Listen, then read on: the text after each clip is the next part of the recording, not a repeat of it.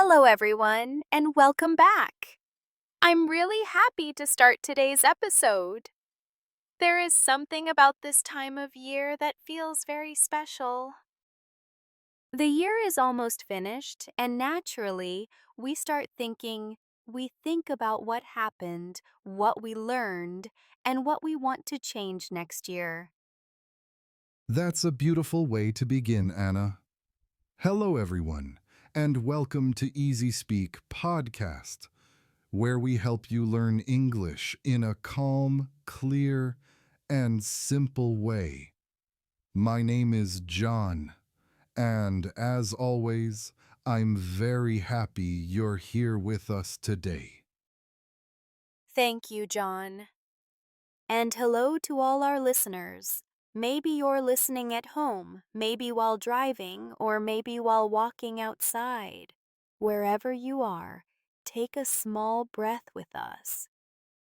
Yes, today's episode is about planning the new year, but not in a stressful way. Exactly. We don't want pressure. We don't want perfection. We want something simple and human. Because life is already busy enough. Before we talk about the future, I think we should talk about the past. That might sound strange to some people, but it's actually very important. Yes, we call this reflection.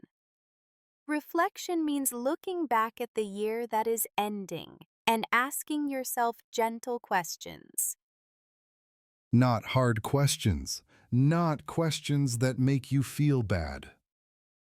Exactly. Questions like, what was good this year? What moments made me smile? Um, our brains often focus on problems, so reflection helps balance that. So, here is a simple idea. Take a notebook or your phone and write 3 to 5 good moments from the past year. Uh, they don't have to be big moments. Yeah.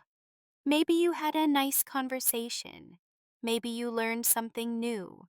Maybe you rested more than before. When you write these things down, you understand what really matters to you. And this makes planning the future much easier. Now we can talk about the future. Yes, but slowly. Why? Slowly. Because many people make the same mistake every year. They make very long lists of goals. Ah, yes. I will exercise every day. I will wake up very early. I will learn everything. And after 1 month, they feel tired. So, today we suggest something different. Choose only one big goal, just one. This goal should be meaningful. It can be health. It can be learning English. It can be family or balance. When you choose one big goal, your mind feels lighter. But one big goal needs small steps. Yes, small steps are very powerful. For example, if your goal is health, you don't say, I will be healthy.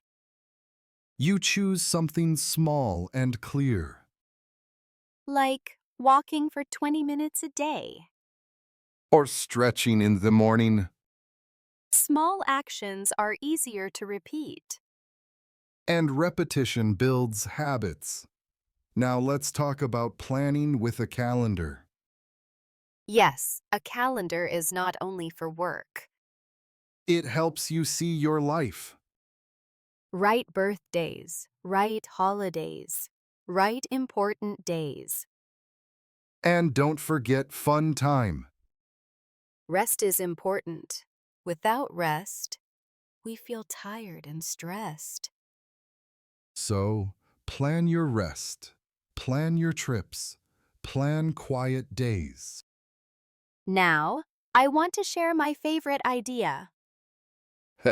I'm listening. It's called the word of the year. You choose one word for the whole year. This word describes how you want to feel For example, calm or focus. or learn. When life feels confusing, you remember your word. It helps you make decisions. Because this is EasySpeak Podcast, we should also plan English learning. Of course. But please don't say, I will be perfect in English. That's too much pressure. Instead, choose simple habits Like listening to one podcast a week. or learning 5 new words each week. Small steps build confidence. One last tip before we finish. Get a new notebook. A special notebook for the new year. Write the year on the first page. Use colors. Make it fun. A new notebook feels like a fresh start. So, let's review. Step 1. Reflect on the past. Step 2. Choose one big goal. Step 3. Break it into small steps. Step 4. Use a calendar. Step 5. Choose your word of the year.